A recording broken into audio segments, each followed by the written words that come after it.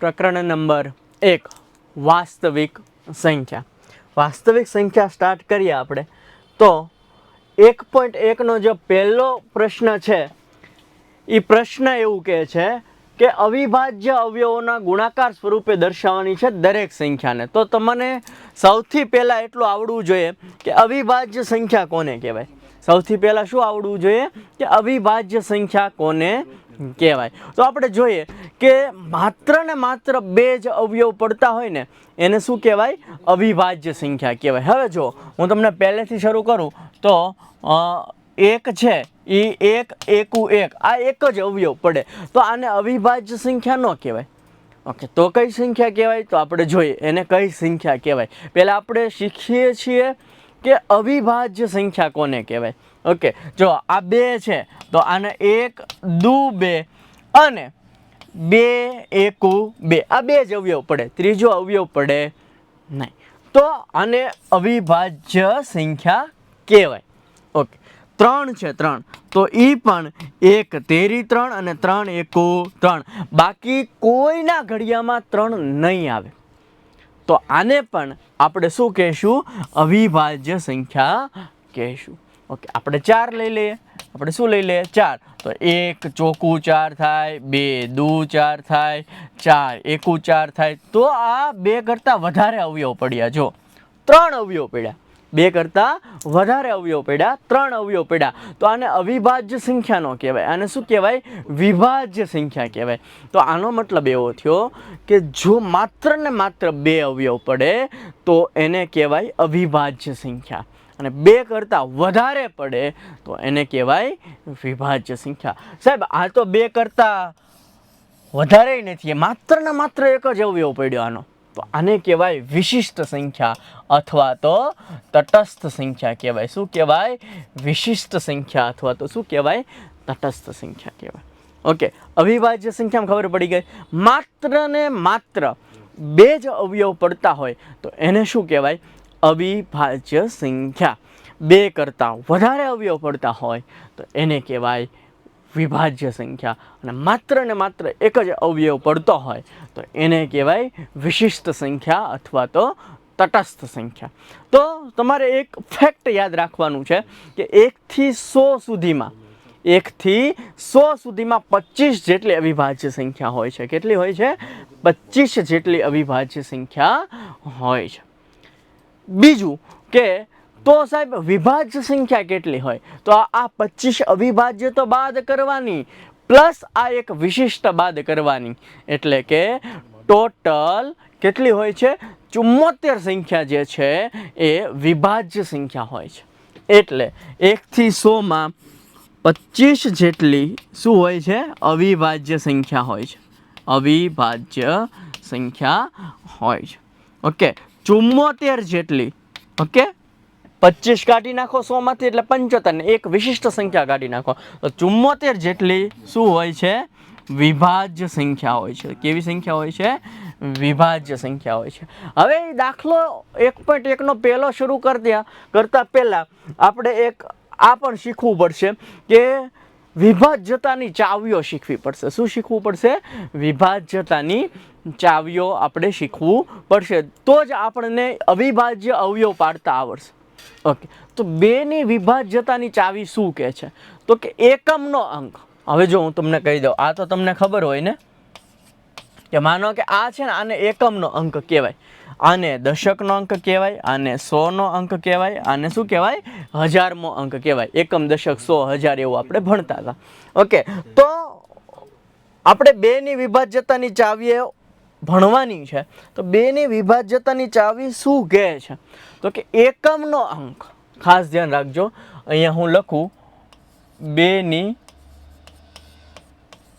વિભાજ્યતાની ચાવી.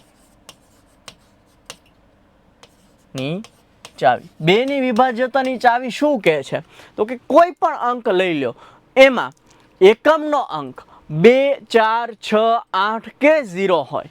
ફરીવાર એકમનો અંક 2, 4, 6, 8 કે 0 હોય તો એવી કોઈ પણ સંખ્યાને આપણે 2 વડે નિશેષ ભાગી શકીએ.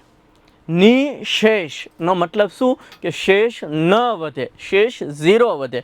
ઓકે, એકમનો અંક એટલે છેલ્લો જે આંકડો હોય છે એ 2, 4, 6, 8 કે 0 હોય તો એવી કોઈ પણ સંખ્યાને તમે 2 વડે નિશેષ ભાગી શકો.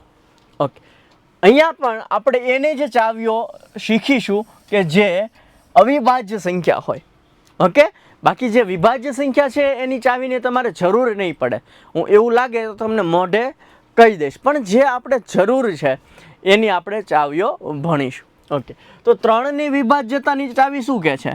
3ની તો 3ની વિભાજ્યતાની ચાવી એવું કહે છે, ખાસ ધ્યાન રાખજો, કે બધા આંકડાનો સરવાળો, બધા જ આંકડાનો સરવાળો 3ના ઘડિયામાં આવતો હોય તો તે અંકને 3 વડે નિશેષ ભાગી શકાય.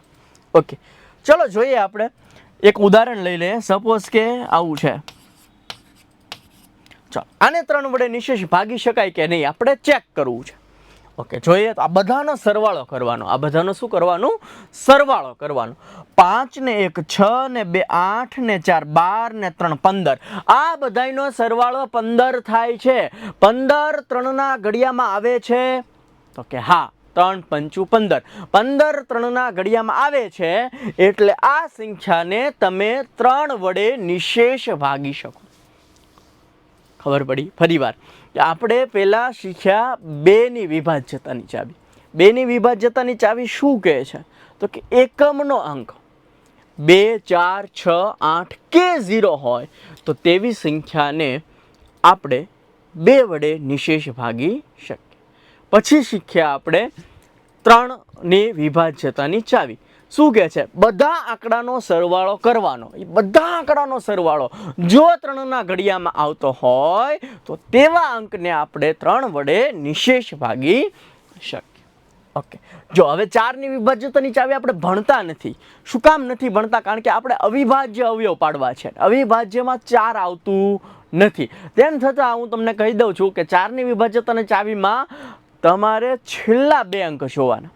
4ની વિભાજ્યતાની માં તમારે શું કરવાનું છે? છેલ્લા 2 અંક જોવાના. છેલ્લા 2 અંક જો 4ના ઘડિયામાં હોય તો આપણે તેવી સંખ્યાને 4 વડે નિશેષ ભાગી શકીએ.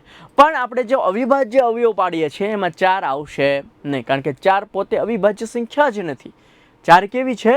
વિભાજ્ય સંખ્યા છે. કોને અવિભાજ્ય કહેવાય અને કોને વિભાજ્ય કહેવાય એ આપણે હમણાં ભણી ગયા. બરાબર છે? તો ફરીવાર 2માં શું હતું? એકમનો અંક 2, 4, 6, 8 કે 0 હોય તો એને 2 વડે નિશેષ ભાગી શકાય. 3માં શું હતું? બધાયનો સરવાળો 3ના ઘડિયામાં આવતો હોય તો આપણે એને 3 વડે નિશેષ ભાગી શકાય. 4 આપણે જરૂર નથી, પણ મેં તમને કહી દીધું છેલ્લા 2 અંક 4ના ઘડિયામાં આવતા હોય તો તેને 4 વડે નિશેષ ભાગી શકાય. હવે આવે છે 5. 5 બહુ ઇઝી છે. 5ની વિભાજ્યતાની ચાવી. એકમનો અંક 5 કે 0 હોવો જોઈએ. એકમનો અંક 5 કે 0 હોય તો તેવી સંખ્યાને આપણે 5 વડે નિશેષ ભાગી શકીએ. ખાલી આટલું જ. તે શું છે? એકમનો અંક 5 કે 0 હોવો જોઈએ. એકમનો અંક કેવો હોવો જોઈએ? 5 કે 0. માનો કે આવું કોઈ પણ નંબર છે, છેલ્લે 5 છે, એકમનો અંક 5 છે, તો આ સંખ્યાને આપણે 5 વડે નિશેષ ભાગી શકીએ. નિશેષ ભાગી શકીએ એટલે કે શેષ વધે નહીં. અહીંયા એકમનો અંક 5 કે 0 હોય તો આપણે એને શું કરી શકીએ છીએ? 5 વડે નિશેષ ભાગી શકીએ છે. 6 છે વિભાજ્યતાની ચાવી છે, સોરી વિભાજ્ય સંખ્યા છે. 6 કેવી સંખ્યા છે? વિભાજ્ય સંખ્યા છે. તો આપણે એની જરૂર પડશે નહીં. એટલે કે જો તોય હું તમને કહી દઉં, ખાલી ઓરલી મોઢે કહી દઉં કે 6માં જો 3ની ચાવી 6 એટલે શું થાય? 3 દુ 6 થાય. ઓકે, 3ની ચાવી લાગતી હોય અને 2ની ચાવી લાગતી હોય, બંને ચાવી લાગવી જોઈએ તો આપણે એને 6 વડે નિશેષ ભાગી શકીએ. પણ આપણે એ કામમાં આવવાનું નથી, કારણ કે આપણે પાડવાના છે અવિભાજ્ય અવયવ. અવિભાજ્ય અવયવ પાડવાના છે. તો અવિભાજ્ય અવયવમાં અવિભાજ્ય સંખ્યા જ હોવી જોઈએ ને. તો આ 6 કેવી છે? વિભાજ્ય સંખ્યા. તો એ આપણે કામમાં આવવાનું છે નહીં. આ 7ની ચાવી છે એ બહુ સરસ છે. ખાસ ધ્યાન રાખજો. ઉદાહરણ થ્રુ સમજવાની આપણે ટ્રાય કરીએ કે માનો કે આ 49 છે. આપણને ખબર જ છે આ 7 વડે આપણે નિશેષ ભાગી શકીએ છીએ, પણ આ ચાવી સમજવા માટે આપણે એક ઉદાહરણ લઈએ છીએ. તમારે શું કરવાનું, આ જે એકમનો અંક છે ને એના ડબલ કરવાના. એકમના અંકના શું કરવાના, ડબલ કરવાના. એમાંથી આ સંખ્યા બાદ કરી નાખવાની. 18 માંથી 4 જાય કેટલા વધે, 14. તો આ 14 7ના ઘડિયામાં આવે છે, એટલે 49 ને પણ 7 વડે નિશેષ ભાગી શકો. જો હજુ તમને એમ કરવું હોય તો આના ડબલ કરો. 4ના ડબલ કેટલા થાય, 8. એમાંથી આ બાદ કરી નાખો. 8 માંથી 1 જાય તો 7. માનો કે આપણને ખબર છે 343. તો જે એકમનો અંક હોય એના ડબલ કરો ને આ સંખ્યામાંથી માઇનસ કરી નાખો એટલે તમને જવાબ આવશે 28. આ 28 જે છે એ 7ના ઘડિયામાં આવે છે, એટલે આપણે 343 ને પણ 7 વડે નિશેષ ભાગી શકીએ. 7ના આ 343 ને કોના વડે આપણે નિશેષ ભાગી શકીએ, 7 વડે નિશેષ ભાગી શકીએ. શું કરવાનું છે, એકમના અંકના ડબલ કરવાના છે ને આગળની સંખ્યામાંથી શું કરી નાખવાનું છે, માઇનસ એટલે કે બાદ બાકી કરી નાખવાની છે. જો જવાબ તમારો 7ના ઘડિયામાં આવતો હોય તો આપણે એને 7 વડે નિશેષ ભાગી શકીએ, નહીં તો આપણે 7 વડે નિશેષ ભાગી શકીએ નહીં.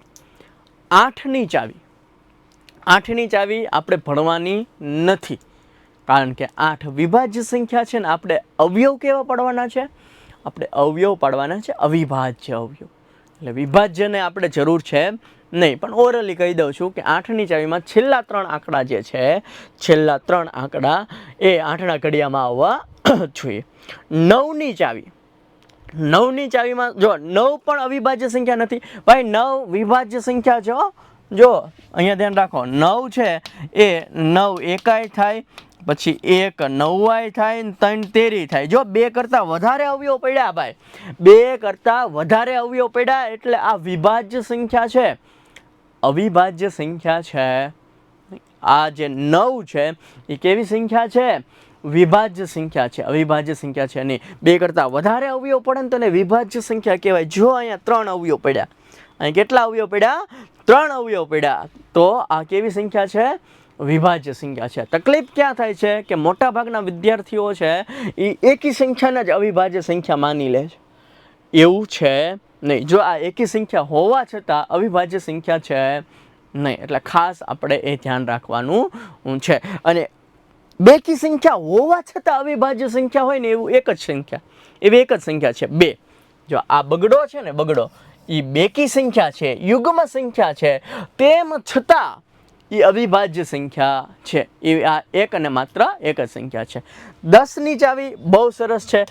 ગમે એવો મોટો નંબર હોય, એકમનો અંક ગમે એવો મોટો નંબર હોય, એકમનો અંક 0 હોય તો એને 10 વડે નિશેષ ભાગી શકાય. એકમનો અંક કેવો હોવો જોઈએ, 0 હોવો જોઈએ. એની પણ આપણે જરૂર પડવાની નથી, કારણ કે આપણે કેવા અવયવ પાડવાના છે, અવિભાજ્ય અવયવ પાડવાના છે. અવિભાજ્ય અવયવ પાડવાના છે તો એમાં 10 આવે નહીં, કારણ કે 10 કેવી સંખ્યા છે, વિભાજ્ય સંખ્યા છે. પણ આપણને ખબર હોવું જોઈએ કે એકમનો અંક કેવો હોવો જોઈએ, 0 હોવો જોઈએ 10માં. અને ખાસ એક છેલ્લી જે છે એ તમારે યાદ રાખવાની છે, 11ની ચાવી. કેવી ચાવી છે, 11ની ચાવી જે છે, જે અવિભાજ્ય સંખ્યા છે ને આપણે કામે લાગવાની છે. ઓકે, ખાસ ધ્યાન રાખજો. આપણે આવું કરીએ કે માનો કે 121 આપણને ખબર છે, ઉદાહરણ થ્રુ સમજશો ને તો મજા આવશે. 1 ને 9 ને 1નો સરવાળો કરો અને આ બીજી સંખ્યા છે એમાંથી બાદ કરો. જો જવાબ 0 અથવા તો 11ના ઘડિયામાં આવતું હોય તો આપણે તેને નિશેષ ભાગી શકાય. જો માનો કે આપણે બીજું એક લઈ લઈએ, આવું છે, આ બેનો સરવાળો 4, આ બેનો સરવાળો 4, એની બાદ બાકી 0 અથવા તો 11ના ઘડિયામાં આવવી જોઈએ, તો જ આપણે એને નિશેષ ભાગી શકાય. એક હજી ઉદાહરણ લઈ લઈએ.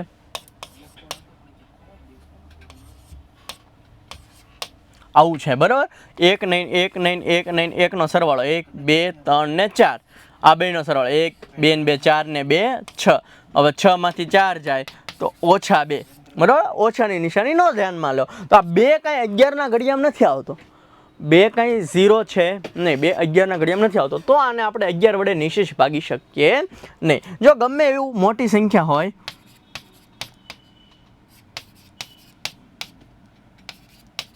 જો આટલી મોટી સંખ્યા છે, આને આપણે 11 વડે નિશેષ ભાગી શકીએ કે નહીં? તો તમારે એક મૂકીને એકનો સરવાળો જ કરવાનો છે. 2 ને 3 5 ને 1 6 ને 3 6 ને 3 9 ને 1 10 ને 3 કેટલા થયા? 13. એમાંથી બાદ બાકી કરવાની આની.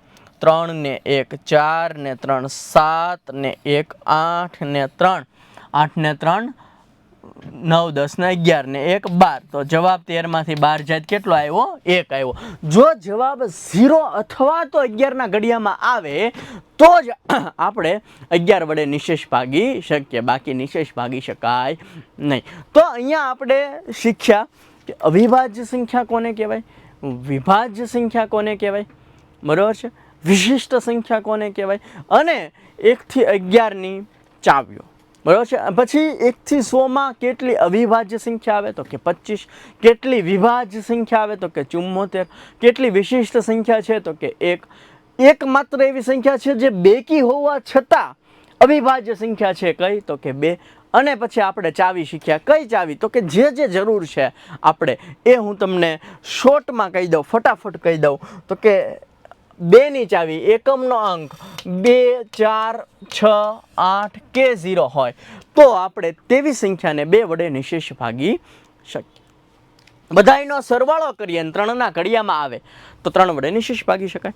પછી આપણે અવિભાજ્ય સંખ્યા 5 આવશે. એકમનો અંક 5 કે 0 હોય તો આપણે એને શું કરીએ કે 5 કે 0 હોય તો એને 5 વડે નિશેષ ભાગી શકીએ. 7 માં શું હતું ભાઈ? તો કે આના ડબલ કરો અને આમાંથી માઇનસ કરો. ઓકે, 28 7 ના ઘડિયામાં આવે છે. પછી સીધું 11 કામમાં આવશે, કારણ કે આપણે શીખવાનું છે અવિભાજ્યનું જ તે.